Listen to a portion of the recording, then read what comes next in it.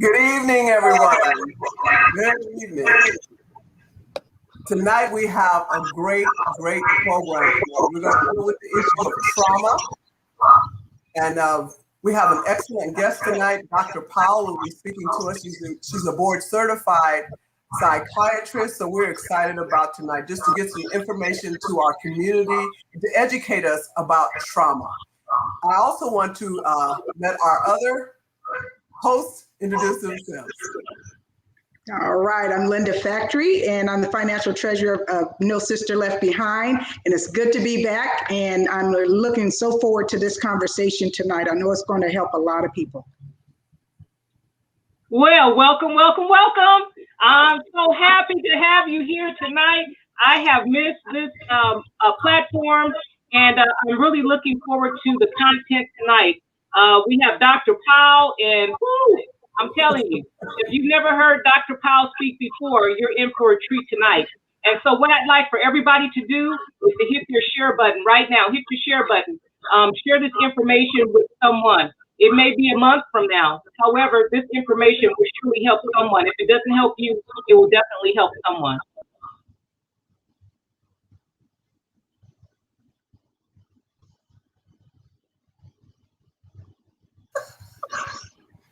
You want to put in a plug for membership?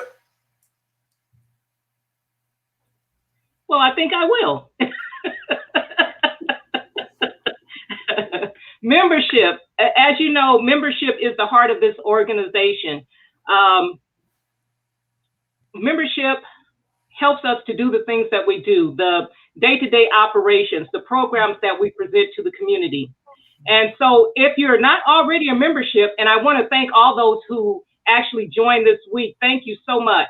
We really appreciate it. But if you have not joined, I'm going to ask you to simply go to our website at No Sister Left Behind, .org, and sign up. Go to hit the membership icon, and it will walk you through on how to sign up. Memberships are $50 per year, but you get so much with that $50. You're helping another sister, and you're also helping for us to achieve the goals of this organization. Thank you so much, Pam. Thank you. I want to also say that we have been a nonprofit for 1 year. 1 year yesterday, August the 20th, 2020, we became a nonprofit. So we are a young nonprofit, and we're excited about that. And we thank you, our community, for your support in embracing this organization. And we are so grateful that we are a part of this community and be able to give you information and educate you on the well-being aspects of No Sister Left Behind. So we're excited about that. And as we move forward tonight, we have our guest, Dr. Powell. Dr. Powell is going to come to you today, and we're going to talk about trauma. Dr. Powell was on our very first show, January the 9th, 2021 of this year. So we are excited to have her back. She has agreed to be a resource partner with us for this area of mental health. So we're grateful for her to be here tonight.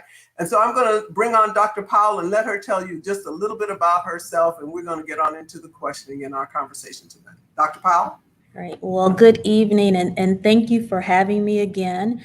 Thank you for the great work you all continue to do, and congratulations on the anniversary of your nonprofit status. That's no small feat. So thank you very much. So again, I am a board certified psychiatrist.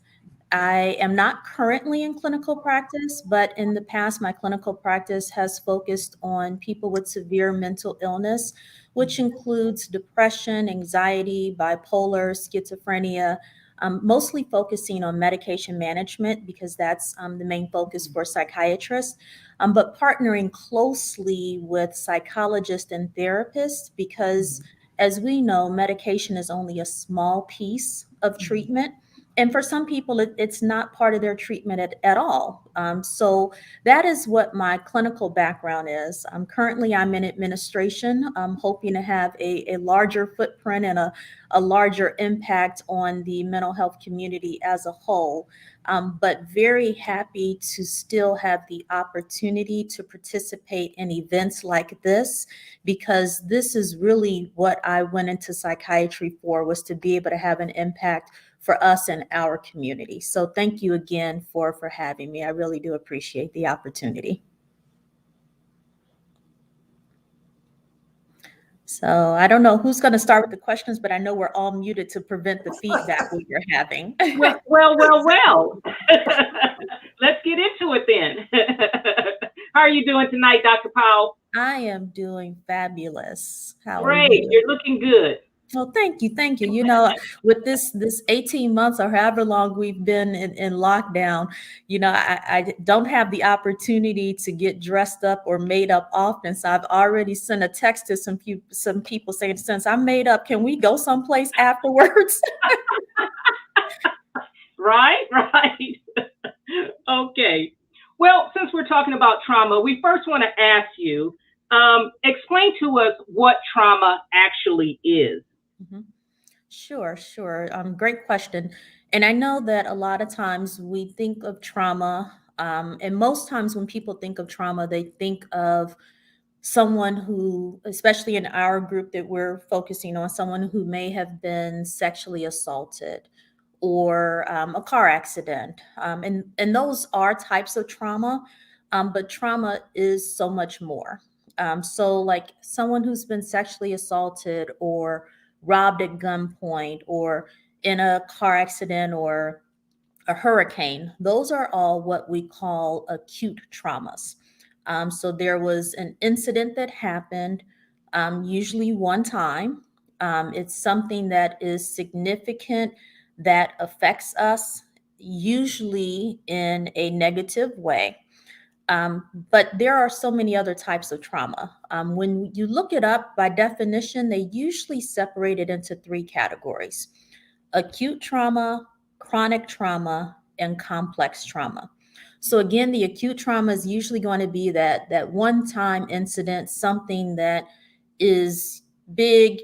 You can put your finger on it and say, this is exactly when it happened, what happened. I know exactly why I'm experiencing this. With the chronic trauma, sometimes that's not going to be as easily identified, because that's usually going to be something that has been occurring over time. So it may be bullying, it may be neglect, it may be domestic violence, or someone who's been involved in a war.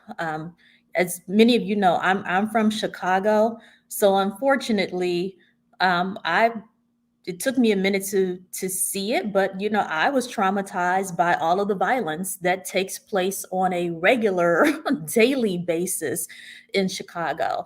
So you know, those are types of chronic traumas. Then we have complex trauma, which is a combination of varied and multiple. So the chronic trauma sometimes bleeds into the complex trauma, but it's not going to be one incident. It's not going to always be the same incident over and over like a chronic trauma, but that can be where you are having a variety of things that are coming at you, affecting you, wearing away at our shells and everything else that we have going on. Some examples of that might be like child abuse, family discord.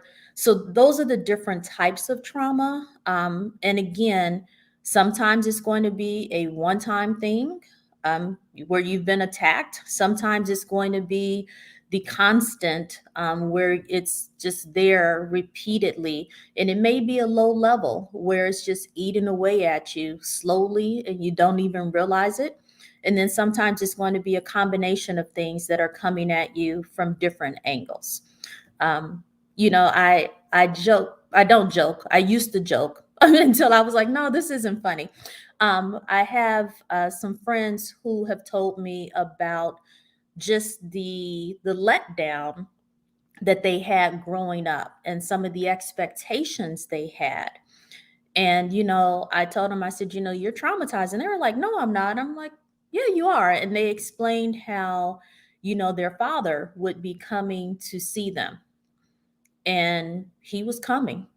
And it was 2 hours after he was supposed to be there, but he was coming. Then it was 3 hours after he was supposed to be there. And then finally, their mom was like, "You need to go to bed. He's not coming." And they used to have serious issues in relationships whenever someone was late or didn't get there right when they said they were supposed to be there. And, that's also a form of trauma because they were traumatized by that letdown of what they were expecting from their father. So, again, it's not always exactly what we think about as far as being attacked, being raped, being a car accident. It can be a wide variety of things that can cause us trauma in our lives.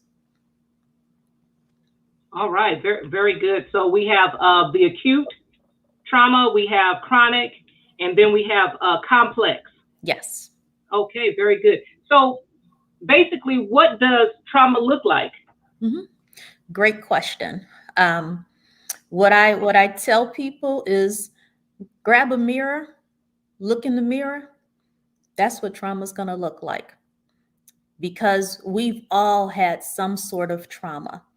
How we carry it, how we walk away with it is going to look different for all of us, but trauma does not look like anything.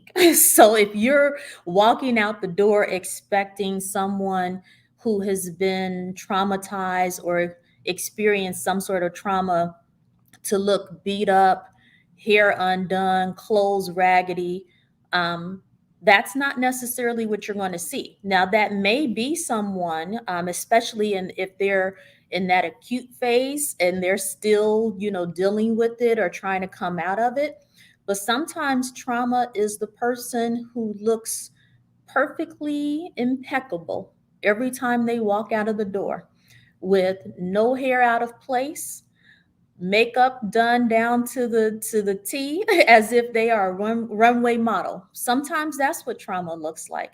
Sometimes it is going to be that person that you can just see the hurt and the pain all over them.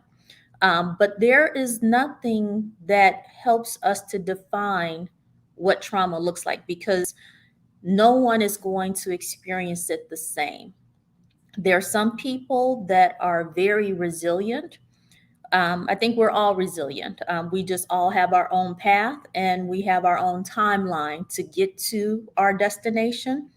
But some people, they use their trauma a little sooner to be able to have something positive come out of it. So sometimes trauma is going to look like someone who has started a shelter for battered women because they were a battered woman.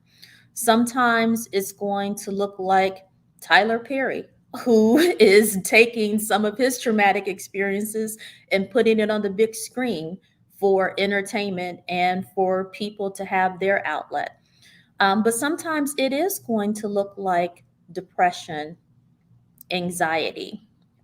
Sometimes it's going to be people avoiding situations that remind them of the traumatic event. If someone was attacked on the train platform, they may not take the train. They might, nope, nope, I'll get an Uber or I'll walk or whatever the situation may be to avoid anything that's going to remind them of that situation, of that trauma or that traumatic experience. Some people have physical symptoms where they may have headaches. They may have a lot of GI symptoms where they have nausea or diarrhea or constipation.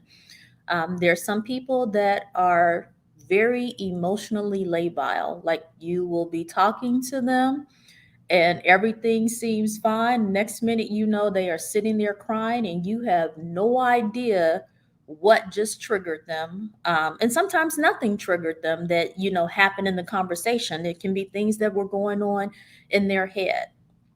So I know that that's a very long answer, but the answer is like trauma can look like so many different things that there's no way that you can just, say, well, if you're traumatized, you should be experiencing X, Y, and Z. And if you're not experiencing X, Y, and Z, then you don't have trauma. Everyone experiences it differently. And everyone's outcome is going to be different as well.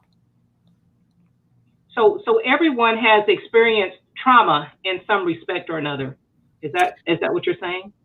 Well, No? I don't want to use absolutes and saying everyone, just like when we state Most of us. exactly, I will say most of us have experienced some trauma in some way, form, or fashion. And again, sometimes we're in denial about our trauma. I know I've been in denial about things. And then when I sat back and truly looked, I'm like, yeah, like, I never had any major acute traumas, thank God. I was in a car accident, but I walked away. I was more upset because my mother and grandfather had just put a new transmission in the car the week before. But I I had a looking back, a fairly good childhood, fairly good, adult life. I've never had any major acute traumas. But again, when we think of trauma, that's usually what we think about. So in situations where we may have conversations, I would be sitting there like, no, I haven't had any trauma. I had a good life. But when I'm we good. think about it, right. But when we think about it and we look at some of the things we do, and if we're being honest and start exploring why we're doing some of the things we do, most of us have experienced some level of trauma in some way. And sometimes we internalize it. And usually that comes out in our interpersonal relationships. Again, sometimes we use that to fuel us to do something positive, to be able to help someone else. But I would agree with the statement that most of us have had some sort of trauma in some way, form, or fashion. Okay. Very good. Very good. Well, after that, what basically is the recovery process or steps to help recover from emotional effects of a traumatic event? Mhm.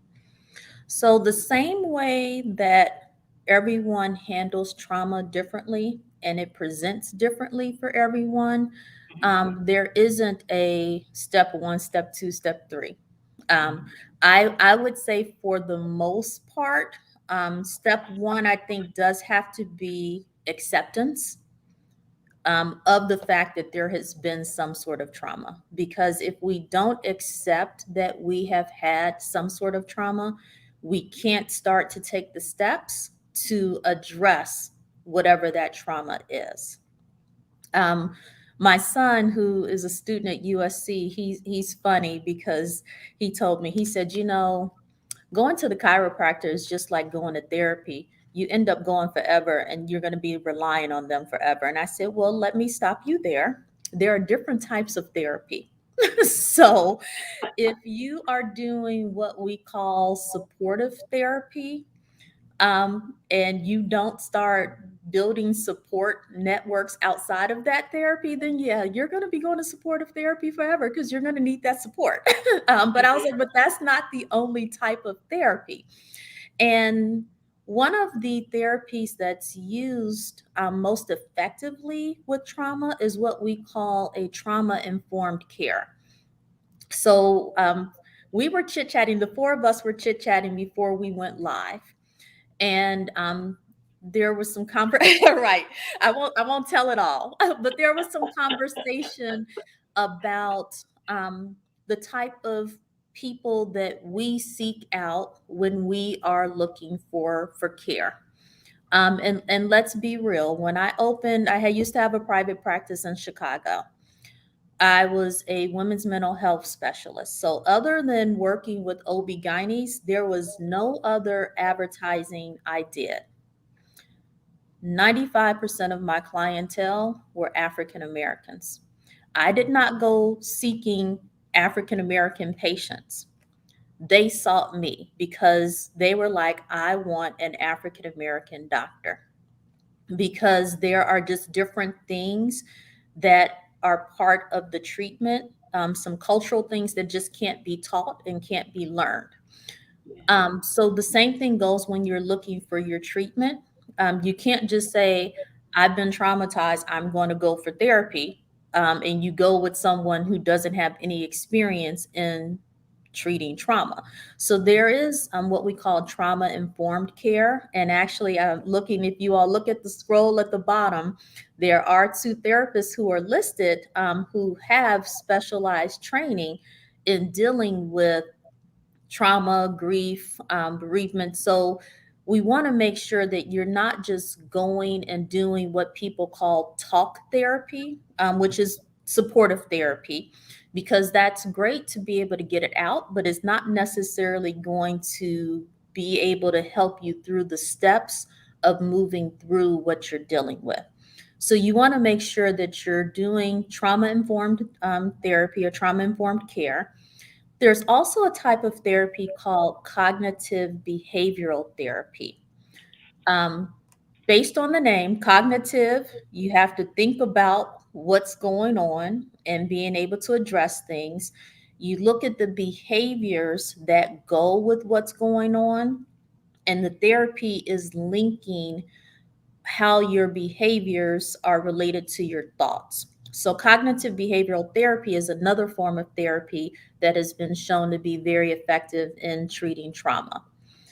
Um, Medication can be effective for someone who has what we call post traumatic stress disorder, or PTSD, is what most people are used to hearing. So, PTSD stands for post traumatic stress disorder. So sometimes when people have dealt with a trauma, they will develop symptoms where, again, they may have the avoidance, they may have flashbacks of their trauma, they may have what we call hypervigilance, where if there's a noise, other people might jump and say, oh, what was that? But this person may be out of their seat because it really brings back memories. Some people who've been in wars, they can't be in a room with a ceiling fan because the ceiling fan reminds them of the helicopters. So, there are little things that we don't think twice about that can be very triggering to someone who has PTSD. So, medication can help to treat some of those symptoms, but it's very important to know it's only treating the symptoms. So it may be able to help you to sleep. It may be able to help you not be as jumpy, but it's still, the medication is not going to treat the underlying issue. So I know I'm a psychiatrist, medication is what I do, but I'm also a realist in knowing that if you want to treat the underlying issue, you have to dig in, and digging in isn't easy. A lot of times people don't want to go to therapy because therapy takes off that band-aid that has been on for so long. Yeah. Um, we tend to have the cover, and the cover can be the makeup. It can be the busyness that we find ourselves in. It can be the isolation. It can be a myriad of things. But when we go to therapy, and even I do professional and personal coaching. Not I don't do it, but I'm in professional and personal coaching. And it's funny because sometimes when I see that meeting coming up, I'm like, man, I'd rather have a work meeting than to do my personal coaching because it's a lot of work. And I really have to look inward at some things that are very uncomfortable looking at. So sometimes I'm like, man, can't my president schedule a meeting so I can cancel this coaching session? So, I know that therapy is not easy. So you're looking inside, you're talking about and dealing with some things that have been very hurtful for you. But that's the only way that people are going to be able to start moving past the hurt, is to start having some of those discussions and being able to pull the band-aid off so that the healing can start. My daughter, she's so clumsy. I love her, but she's so clumsy. So she hurt her knee, And she, went and put the peroxide on it. And she's an adult, but she went and put the peroxide on it and put the Band-Aid on it. And then, No Vicks? I'm sorry? No Vicks? No Vicks. Vicks rub? I've Vicks? never heard of putting Vicks on okay, you went south on me. I've never heard of that. So I'm going to have to talk to you about that later and find out what that's about. But she put, peroxide and a Band-Aid on it. And every morning she would get up, put some peroxide and a Band-Aid on it. And then like 3 days later, she's like, it's not getting better. And I'm talking to her, and come to find out, she was never going without the Band-Aid. Like, she kept the Band-Aid on all day and night. And then she would change it the next morning. And I told her, I said, oh, it's not going to start to heal because you have to take the Band-Aid off at night. And it's the exact same thing with our trauma. As long as we keep that Band-Aid on, we don't allow the healing process to start. So in her mind, that Band-Aid was protecting that scar, but in reality, it's really just preventing us from starting the healing process. Dr. Powell, what role would you say maybe forgiveness plays in therapy as far as the healing process? I pause because I'm a Christian, but yeah. And the reason why I said that is because you mentioned Tyler Perry earlier. And I don't know if you've ever heard his story. You probably have, where he had this problem with his dad. His dad was very abusive to him. And he had to, I think he described it as separate himself from himself, become another person, become dead in order to deal with the abuse that he was going through. And so it of course affected him all through his adulthood. And he was not able to make amends or to get better, I should say, until he decided that he was going to forgive his father. And I've heard that a lot, not only with him, but forgiveness. I'm just, thinking, what are your thoughts on that? Yeah. Well, and I think one important thing to remember is to forgive does not necessarily mean to forget. Right. So a lot of people, I can't forgive them for what they did because they did X, Y, and Z. Well, as long as you're holding on to that, you're still giving them power over you. Everyone is in different phases of their journey. I'll be honest, when you asked the question, the first thing that popped in my mind is this t-shirt. I don't have it, but I thought about buying it, that said, tomorrow isn't promised, cuss them out today. Yeah. So again, and I'm still on my path and my journey as well. Right. But we have to do what's going to be best for us. Ultimately, if we're able to forgive someone, that's lifting a burden off of us, because the more we walk around wanting to hold a grudge or keeping that in our spirit, that is not allowing us to be able to use that energy to be able to move forward and past the hurt that person or that situation caused. It's much easier to say forgive than it is to forgive. Absolutely. But I do feel that is an important part of the healing process. But again, everyone has to get there at their own time. I look at my parents, and hopefully my mom's not watching, but she is a big person. I will tell her this. So my parents are divorced. They got divorced when I was 6. I have a younger sibling who is 5 years younger than me that has a different mom. You all can do that math.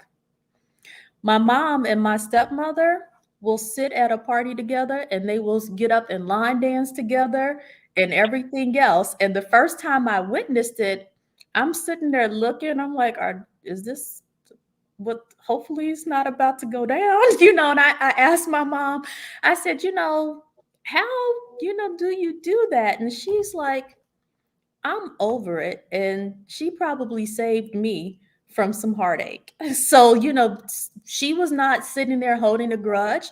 She's like, I like to dance. She likes to dance. We're both going to get up and dance together. And I'm okay with that. And, that taught me a lot too, because she could have been sitting there upset and, whatever you wanted to Body. do. Exactly. But, she's like, I'm over it. And what's the point? Mm-hmm. So, but forgiveness is a huge part in dealing with any of the trauma. And it doesn't even have to be a trauma. It can be any hurt, which some people could argue is a trauma in and of itself if it's some sort of hurt. Yes, and not only that person, but even yourself, Mhm. to forgive yourself. Yes, yes.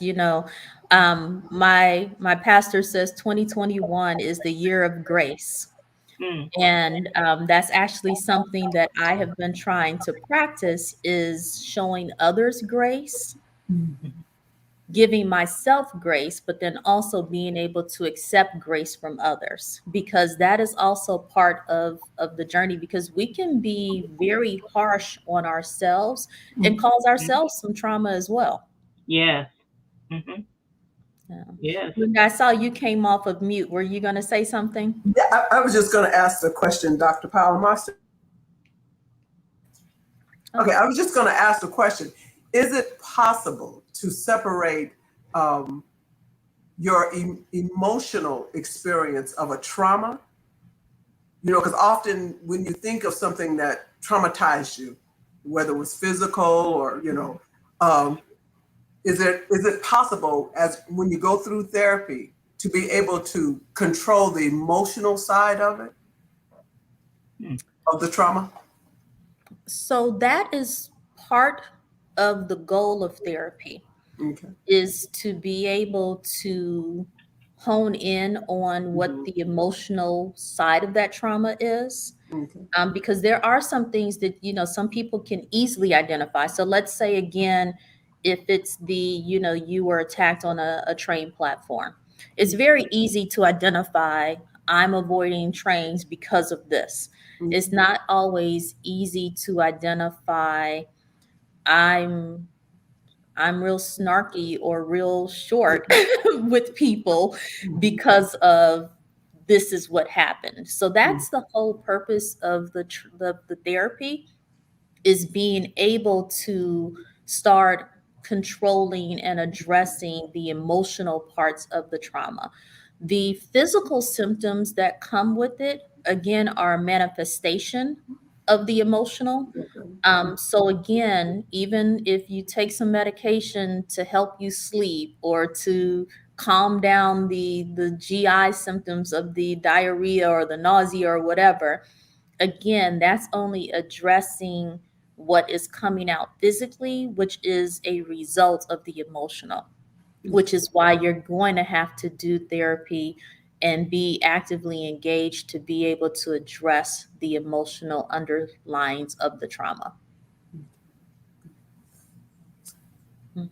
I don't have my Facebook Live up like I did last time. Are there any questions or comments in the chat? A gazillion. Oh goodness. Are you looking at it as well, Pam?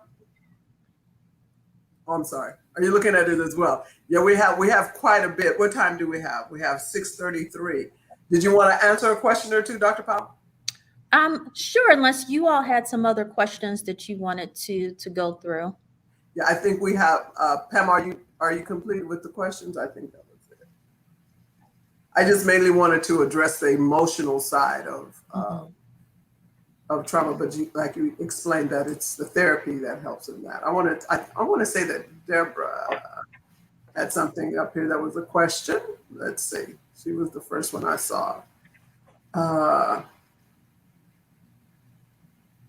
okay. Okay. Rhonda Derensberg, I'll look at hers. I'll put it up. Is there shame in an experiencing or victim of some trauma? Is there shame? Is there shame in experiencing? I think a lot of people have shame. And as a society, depending on what that trauma is, sometimes we play a part in shaming people, which is not right. I think, we've all heard people, if a young lady has been sexually assaulted, where people will say, well, what does she have on? I don't care what she had on. Yeah. I don't care if she didn't have on anything. There's nothing that is acceptable about that. So, I think a lot of times there is shame, and people go through well, what did I do that brought this on? Or I saw the red flags. I should have left. But we all have, again, I don't want to use absolutes. Most of us have something that has been um, a traumatizing situation for us.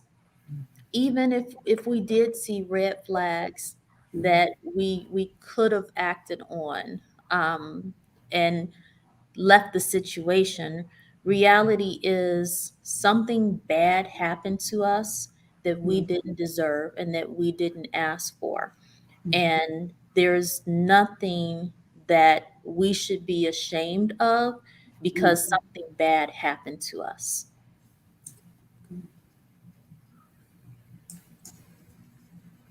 Okay, I'm going to look for. Okay, here we go. Deborah Bradford up here. Here she goes. What does initial reactions to trauma include? Yes, good question. And thank you, because when I just put on my glasses a second ago to look at my notes, that was something I had written down and forgot to discuss.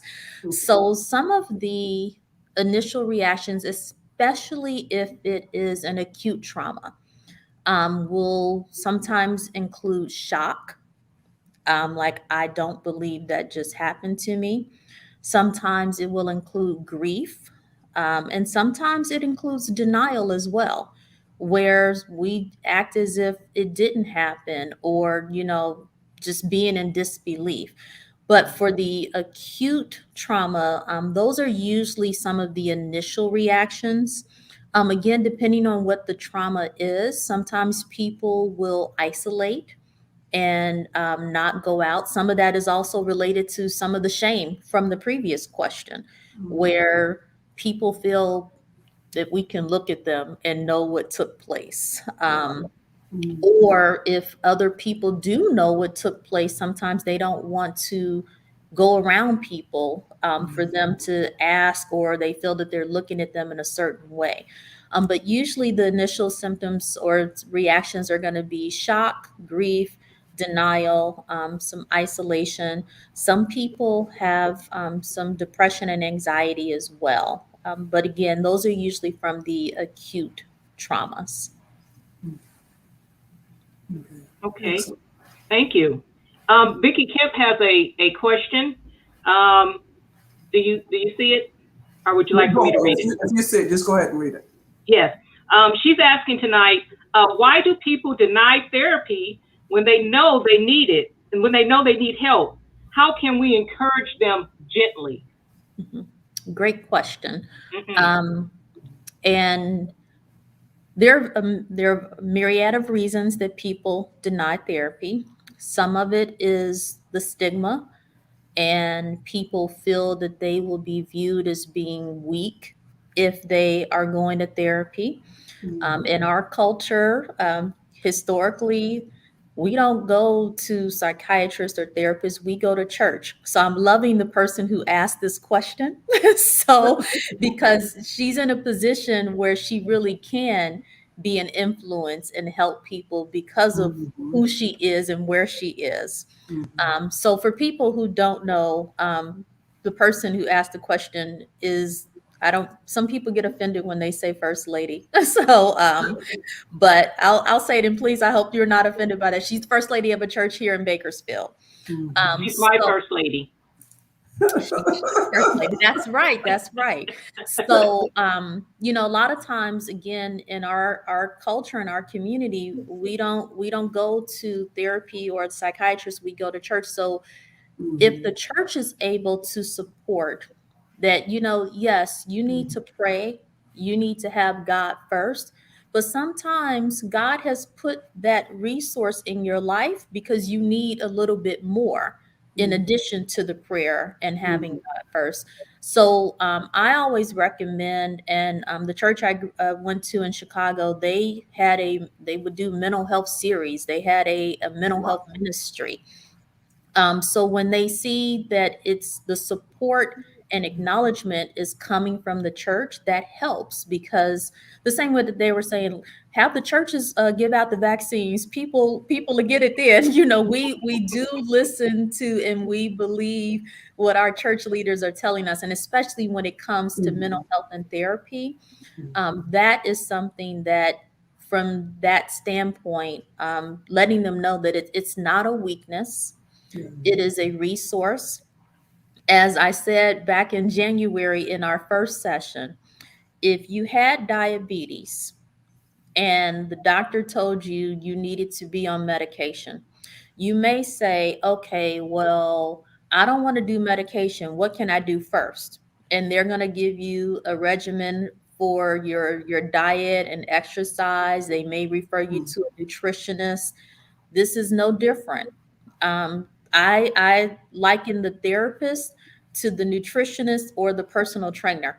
So someone that can help you in working on your diet to lose the weight and the exercise, so that hopefully you don't end up being at the point where you're going to need medication. But if you do, then that's okay, because again, we want to control your diabetes just like we want to control your trauma and all of the symptoms that may go with it. Wow, that's good. Good explanation. Very good. Is there another question? I thought I seen another question. While you all are looking for another question, as I looked at my notes, one other thing that I want to mention that sometimes happens is people sometimes desensitize. I actually found that happening with me because of so many people that were getting shot and killed in Chicago, that it wasn't news to me anymore. Wow. Yeah. Where it's like when they put up 57 people shot this weekend, I'm like, and I would just keep on about my business Yeah. because that was my norm. When I moved here and I started watching the local news, I was like, wow, they put feel-good stories on the news. That's when it hit me that I had been desensitized Yeah. to the violence that was going on in Chicago. So some people become numb or desensitized to the trauma because they have just gotten so used to being hit with it all the time. Yeah. Wow. Yeah. And I think you're absolutely right, especially with the shootings and the murders and all those things. When we first started hearing about gang banging in the 70s, mid 70s, closer to the 80s, we would hear it and we go, oh, they're killing these, and then after a while it became another one. Then after a while it's like, oh, somebody got shot over in the park. Oh, okay. Back onto your daily routine. So we do. I must admit that as well. Desensitized. We have a question by Lady Vicky Kemp. Question: why do people deny therapy when they know they need help? How can we encourage them gently? Yeah, and I think this is the one we just answered, right? Was that the one we just answered? I'm sorry. Yeah. Okay, nobody was going to tell me that. That's an adorable baby on that picture, though. Oh, here we go. I was going to tell you. You was going to tell me, but you let me go on and read it. I was on mute. Okay, here's one from Deborah. There we go. Well, we do have a comment, Miss Glenda. I'm sorry. We do have a comment also from Kaylee Sunshine. Okay. And she's saying that I'm so glad that more Black people are seeking and using therapists. And I definitely agree. I definitely agree with that. Yes, yes. Thank you for that comment.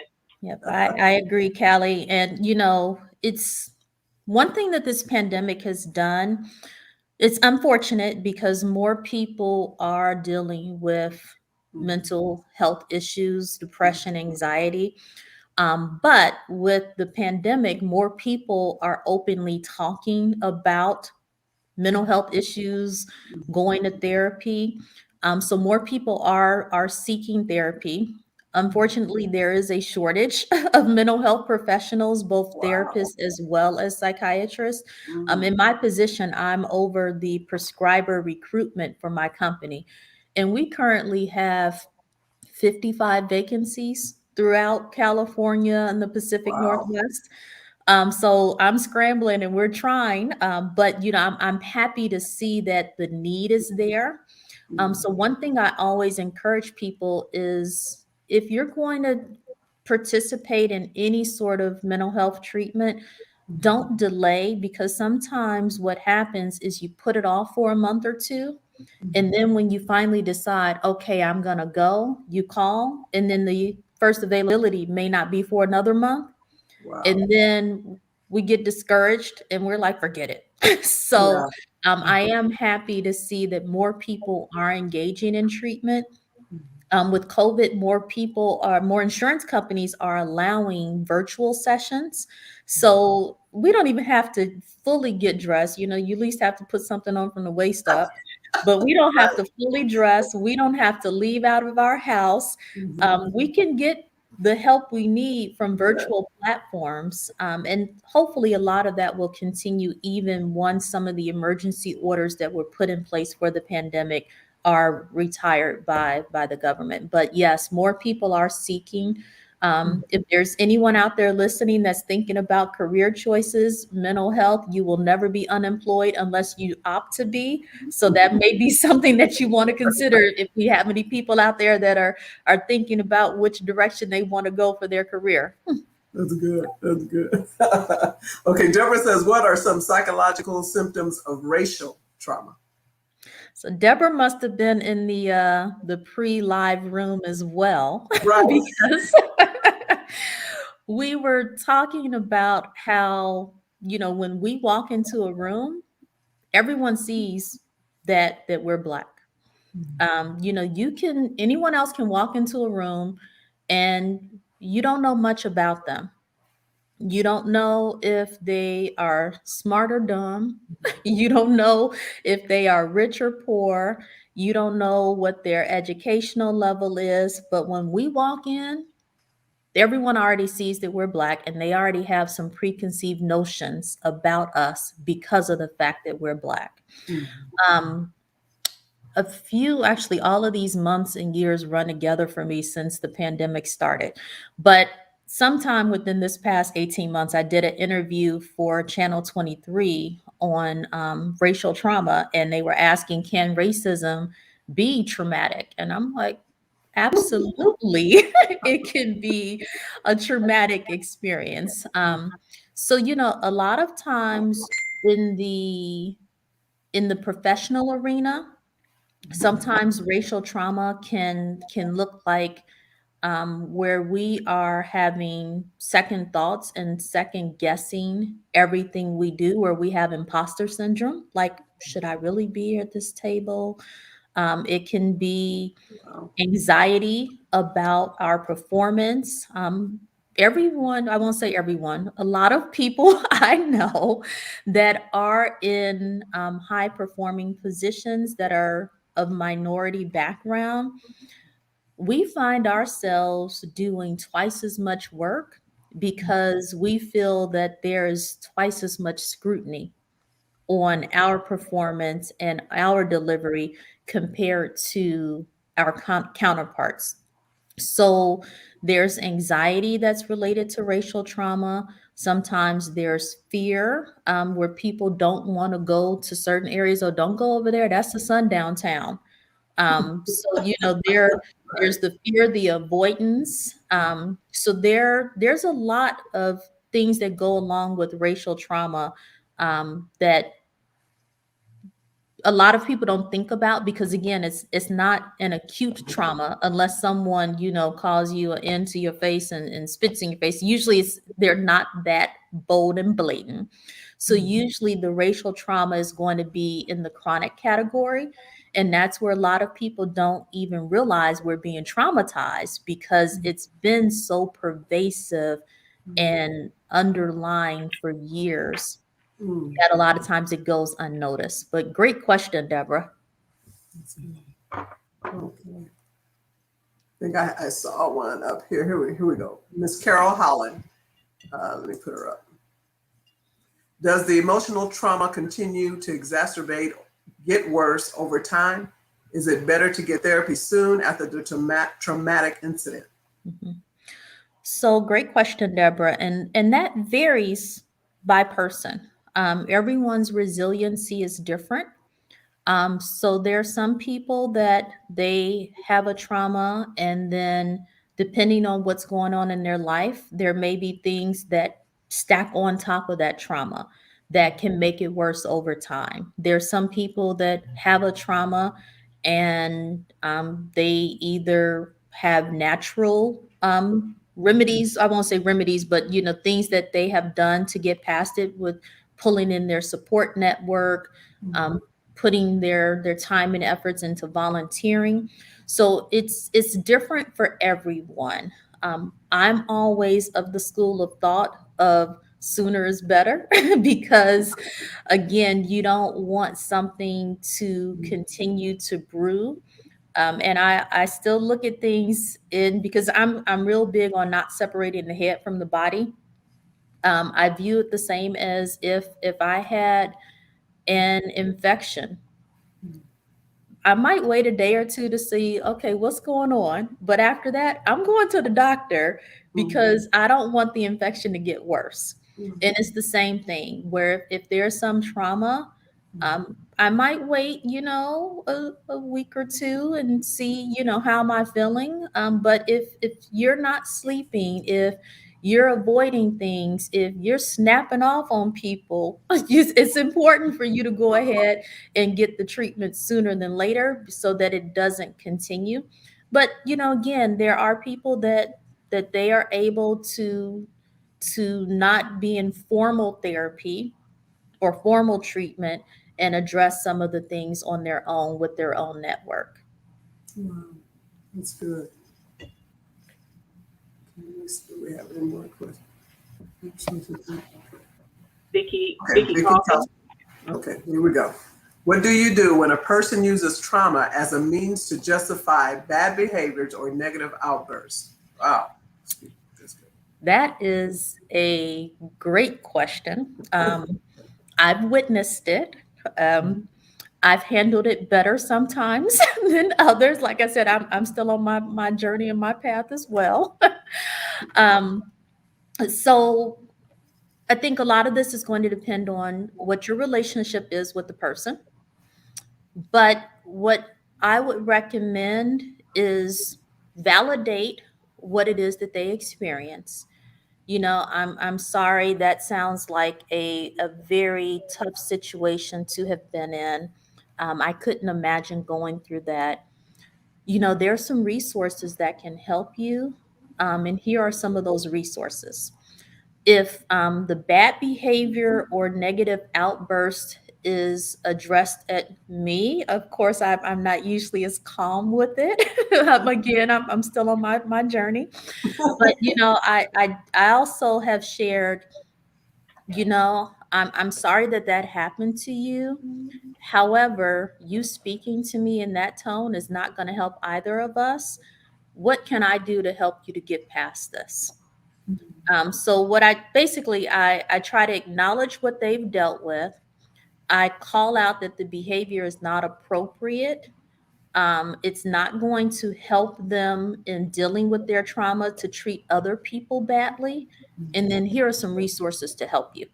Mm-hmm. And that's how I usually try to handle it. That's good. That's good. There we go. Let's see more people. Here we go. Miss Tamara Baldwin. It seems more people are disengaging due to the pandemic. What are some signs of depression and methods that can be taken? Okay. So this is my sister, Reverend Tamara Elkin Baldwin, down in Georgia. So it's actually late for her. It's almost 10 o'clock. So hey, Tamara. So yes, people are disengaging. I call it COVID fatigue. We are all pretty much tired of Yeah. COVID and all of the restrictions that are in place. But some of the signs of depression can be social isolation, withdrawal. Some people overeat, some people undereat. So you might notice people are gaining weight, but that's going to be hard to tell how much of that is depression and how much of that is COVID. Um, some people, get real attitudinal and not so pleasant to be around. And then there are some things that are pretty, well, I was going to say pretty easy to decipher between depression and COVID, but that's not true because I was going to say sometimes people aren't showering or getting dressed, but again, because we only have to dress from the waist up for most things, it is a little more difficult. But some things that can be done is one, staying engaged with the people that you notice are disengaging. So if it's someone that you are used to talking to on a regular basis and you notice that they're not calling you back, reach out. I actually did a text message to one of my friends the other day. Hey, friend check in. I have texted you a few times. I have not heard back from you. I'm about to send the troops to check on you if I don't hear from you soon. And then she replies, she's like, I'm so sorry. I've just been really busy. And I'm like, okay, but I just want you to know that I'm checking and I'm noticing. Um, Things are a little bit different because of restrictions and people's comfort level with COVID. But sometimes, you do that pop up, that impromptu knock on the door, ring the doorbell. Hey, come on, we're about to go for lunch. Oh, you don't want to go? No problem. I have something right here. We'll stay here. So, there are different things that can be done. COVID has been a trauma for many Yeah. people. There are many people who have lost loved ones during this pandemic, people who have lost jobs during this pandemic, people who have lost homes because of, financial strain. So there is a lot of overlap. I know that there are different programs to try to assist people through some of this. But the best thing I can recommend is staying a present support for them. And then also if you're noticing that, you're having some concerns or some issues, to feel comfortable to reach out for some support yourself. Yeah, that's good. That's good. Let's see, what we got. Let's see. Can we do a part two? This is Vicky Kim. Next week. Do we have any more questions, ladies? Excellent, excellent interaction. I'll tell you, they got some things going on here. Excellent discussion. Okay. Excellent question. Did you get them all, Pam? Were you able to look? I believe that was it as far as what I saw. Okay. All right. All right, Dr. Powell. I don't know unless the ladies have something else to say. Dr. Powell, do you want to say any closing remarks about therapy and trauma? Sure, sure. So again, thank you all very much. One, for hosting these platforms. Two, for having me. I really enjoy being here and being with you all. One thing that I would say is there is no shame in going for therapy or any sort of treatment. I always say that it takes a strong person to be able to admit that there's something that is not sitting right with them and an even stronger person to take steps to try to address that. So there's no weakness in going for treatment or asking for help. I know as Black women, we're strong. We don't need help. We can do this on our own. A lot of that came out of necessity. But just because that has been our history doesn't mean that we have to continue that pattern. I know I'm guilty of that and trying to do too much on my own. But I'm also preaching to myself here and saying that there is no shame in reaching out for help and getting help, and no one has to do this alone. Just like they say, if you want to go fast, go alone. If you want to go far, go with others. And none of us need to or should be doing this by ourselves, whether it is formal treatment in the form of therapy, or as I call it, sister girl treatment in the form of friends. None of us should be doing this alone, and we all need to reach out and get the support that we need to get through whatever the situation is that we're dealing with. That's good. Yes. You were great, Dr. Yeah. Powell. Great. Great job. Excellent. Excellent. Always. Outstanding. Always. Everybody saying thank you, and they're acknowledging you, and the whole side is lit up. Wonderful. So we're glad that the audience is participating and want to be a part of. So we're going to close right now, Dr. Powell. We're going to do a couple of announcements, and we thank you again for bringing us great information. And another thing I love about you is that you expound. You just don't answer the question, but you expound and give us examples of those things. So we're grateful for that. Everybody's saying thank you. Very good information. They're grateful. So we're going to have our announcements, and we're going to move on. Okay, great. Thank you. Thank you, Dr. Powell. Excellent. Very knowledgeable. Yes. Yes.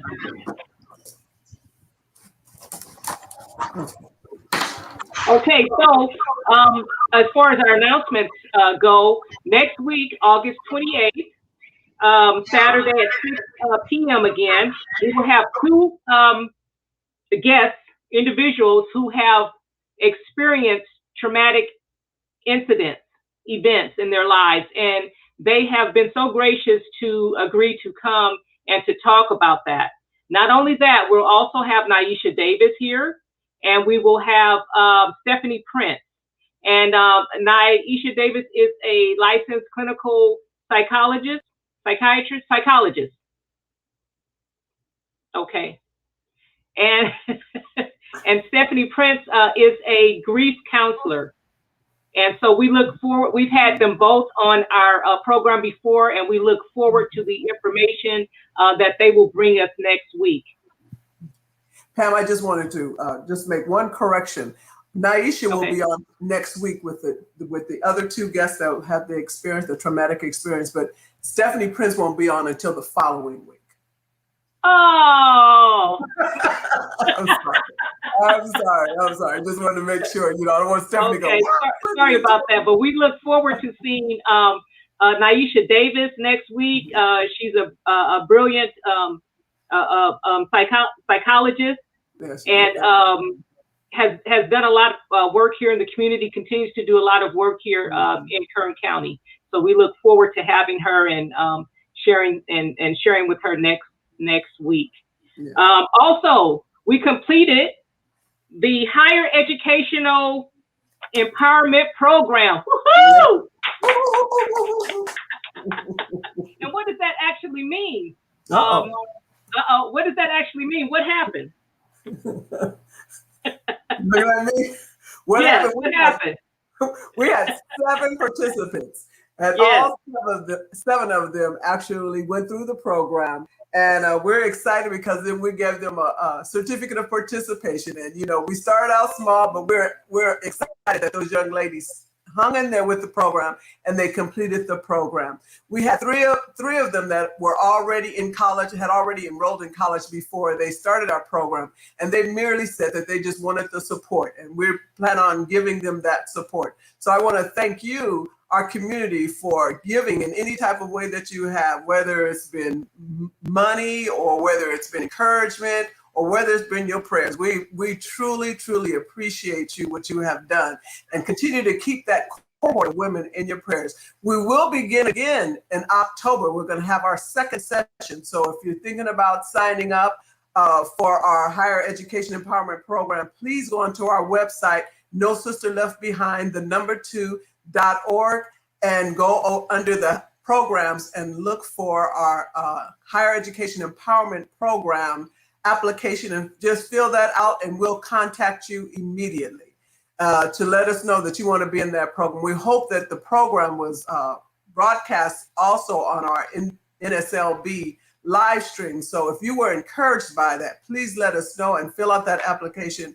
And if you're thinking about going back to college, or if you've never been and you have your high school diploma or your GED, please consider going through the program. I think this program will encourage you and help you. As listen, I started back. I start college on Monday, so I actually we put in so I can go on and finish. And I've just been encouraged by the program and the sessions that we have. So if you're thinking about it, come on along with me. I'm 64, but come on along with me, and we can do this together. If you don't come now, we'll get you in the spring or whenever you're ready. Our plan is to be here for you. So we encourage you to think about going back to college. And listen, one of the stigmas we want to definitely get rid of is that because someone has an education, don't naturally think in your mind that they think they're better than you, because they do. They simply have an education to achieve what they wanted to achieve in life, and they did it. If that's what you want to do, you do it too. There's no big eyes and no little U's. If you want an education, go back and get your education. It's okay. Amen. You might have to drop off some friends along the way so you can do it, but go back and get your education. It's always a good thing. There's never nothing bad about going back and getting your education. So I just want to say that if you're interested, please contact us so we can get you on board and get you going. Yeah, very, very good. I'm so proud of you, Miss Glenda.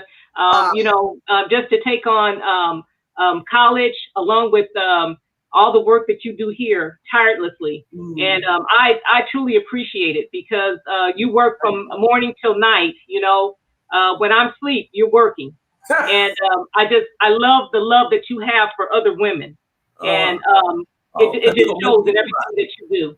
And I appreciate you. And those who are listening, send Miss Glenda just a word of appreciation if you can, and encouragement as she goes to school.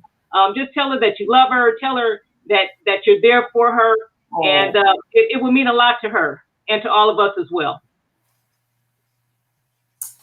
You're going to make me cry. Thank you, Pam. You're going to make me cry. We're proud of you. I really am proud of her. Yes. Yeah. Thank you. Me and Pam have talked. So. Thank you so much, Pam. Is the next section our bus? Because I can't see my eyes are so watery. Is the next section? I'm going to get you later. The next session. That just came out. I'm sorry. We're also excited that we were able to have funded advertisement on the side of the Get bus. And so we're very excited about that. So next Friday at 4:00 down at the Get station, I'll have to get exactly which area, because she said she would call me back from Get. But we're going to take a picture with the Get bus. And so we're asking all our members or whoever will that wants to come down. We're going to get inside the bus, outside the bus, wherever we can, just to be excited about it. We're going to advertise the Higher Education Empowerment Program. So we ask that you come. It's next week. And if you're a member, we're going to send you an email with details. If you're not a member, just email us and we'll get you all the information, and you can come down and get in that picture with us. We're just excited that we're being able to reach a broader audience for not only No Sister Left Behind, but for our higher education empowerment program. So we're excited about that. So Pam, I'll give it back to you. You finished crying? No, are you finished? You made it happen. I'm finished. I think. Yeah. Those aren't tears. Your eyes are sweating. That's right. Right. Sweaty eyes. Right. Sweaty eyes. So So we we have. What's that? No, I just said that we're looking forward to seeing everybody next Friday, and we don't have a time, right? We don't have a time as of yet. It's 4 o'clock. We just don't know where the place, where the bus is going to be. She's going to let me know that. So if you could arrange in your schedules 4 o'clock next Saturday, we're gonna make that the best picture that they've ever placed on the bus. Friday, yes. I'm sorry, Friday, the 27th at 4 p.m. We're just gonna celebrate, you guys. I don't think I've ever seen a picture like that on a gift bus. Have you? With an organization such as ours? I have been here since 1964, and I don't. Am I off mute? I've been here since 1964. I don't ever remember seeing a Black organization on the side of the bus. I've seen us on medical advertisements. You know, one of us are in there. But as far as a Black organization, we're excited, and that was actually an idea of our chairman of our board, Jessica Grimes. She wanted to see that happen, and you know, and do the donations and things like that. That it was able to happen. So we're thankful and grateful to the community. That's why we want you ladies to come on down and join us. We just that happy. Okay, I think that's all that we have. Yeah. Mm-hmm. That it? That's it. Okay. Well, again, I want to thank Dr. Powell. Dr. Powell, you have been a breath of fresh air here in Bakersfield. Woo! Thank you all again for having me. I really do enjoy these opportunities. We appreciate you, and we're just glad that we are able to bring this education to our community. There's so many things that you know, we have gone through as Black women.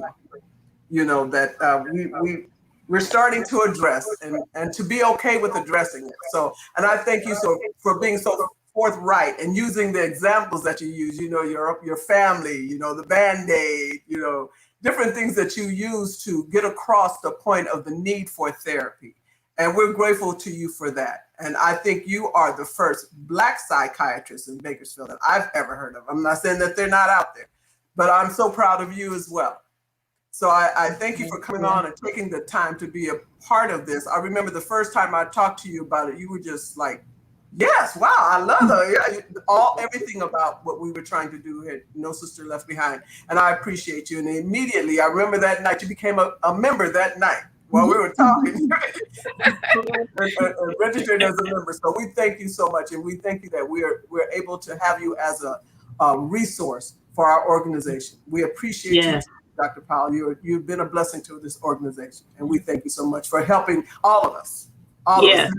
I've had some trauma in my life too. Didn't know it was trauma, but had some trauma too. So you actually set me free of some things. So I thank you for that.